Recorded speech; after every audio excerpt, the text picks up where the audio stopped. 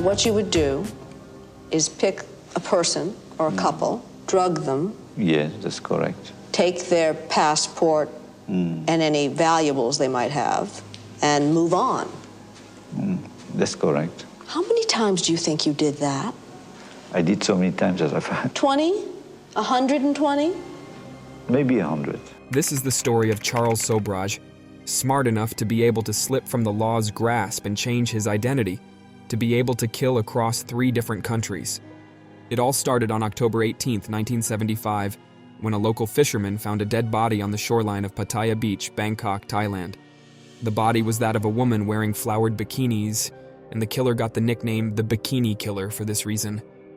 The authorities detected no signs of injury, only hashish, so they confirmed the death as an overdose and drowning. The body is found in a region near the so-called Hippie Trail, which was a journey taken by hippies and other travelers to destinations such as India, Nepal, and Afghanistan. Many travelers on the Hippie Trail experimented with drugs, seeking spiritual enlightenment through their experiences. One of these travelers was 18-year-old Teresa Knowlton from Seattle, Washington.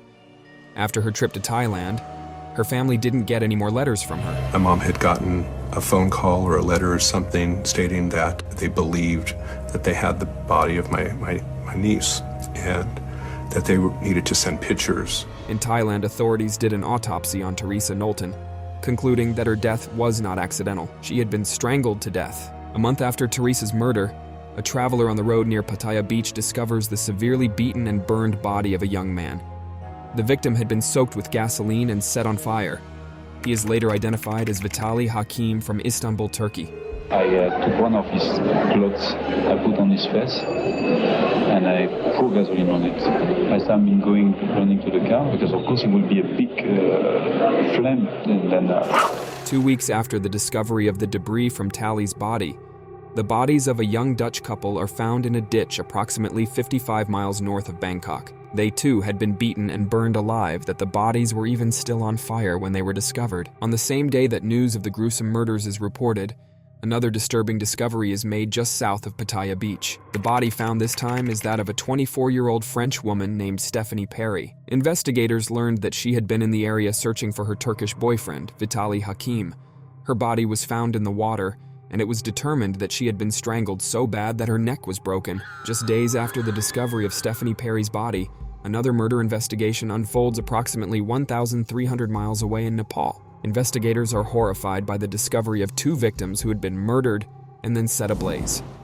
After 2 more victims, news of the Hippie Trail murders began to spread rapidly across Europe, Asia, and the United States, capturing widespread attention and concern. The murders share a common pattern.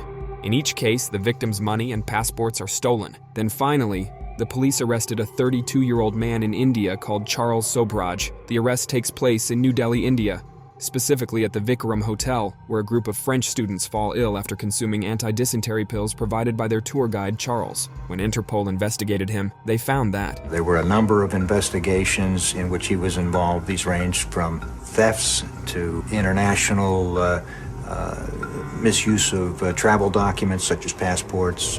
It was the gradual unfolding of his confession to me that became more and more terrifying. The first person, Charles Sobhraj, admitted to me that he had actually murdered was Teresa Knowlton, who planned to study Tibetan Buddhism. Charles explained how he scammed travelers by posing as a French gem dealer. He invited Teresa to join him at a beach club. There, he spiked her coffee with a sedative called Magadan. This is Sobhraj talking. she said, "Did you give me something? Because I think you're very funny." I said, "Teresa, I'm sorry to say to you, but I think I should do something better." And she said, "You're going to." So I said, "No, I'm not going to do something better."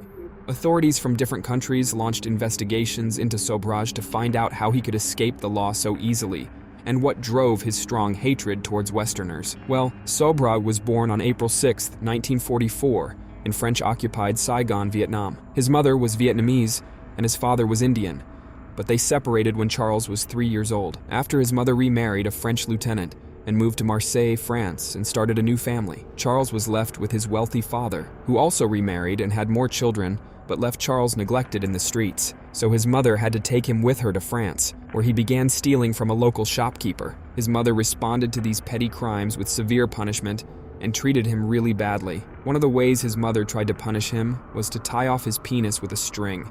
At the age of 19, he was arrested for burglary and sentenced to 3 years, during which he spent time alone in his cell. During this time, Sobhraj read extensively on law and psychology, and he also developed a talent for learning foreign languages. At the age of 22, he met a Parisian woman named Chantal, but that same day, he was arrested again for attempting to flee from the police while driving a stolen vehicle. She waited for him, and they got married 5 months after he was released from prison. Almost immediately, Chantal became pregnant, so Charles tried to work at a restaurant to support his family, but it didn't pay well. Later, they moved to India, and Charles continued to steal from tourists to support his family. One time, he was arrested for stealing jewelry and managed to escape from prison by starting a fire in the police van and jumping out. Ultimately, Sobhraj was sentenced to 12 years in prison in India, since he fears that he will be sent back to Thailand for the death penalty after finishing his sentence.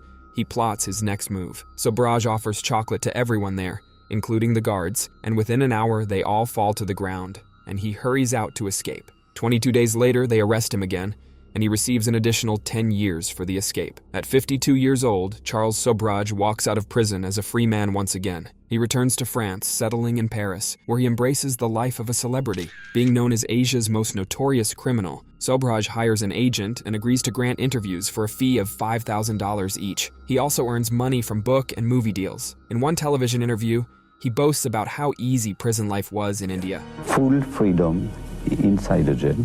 I did whatever I wanted. In 2003, inexplicably, Sobhraj returned to Nepal, the one place in the world where 2 murders remain unaccounted for. Sobhraj is arrested in Kathmandu after being recognized at a casino. The Kathmandu District Court sentenced Sobhraj to a life sentence. That was it for the most notorious killer of Asia. Subscribe and check out our other YouTube videos for more interesting crime stories.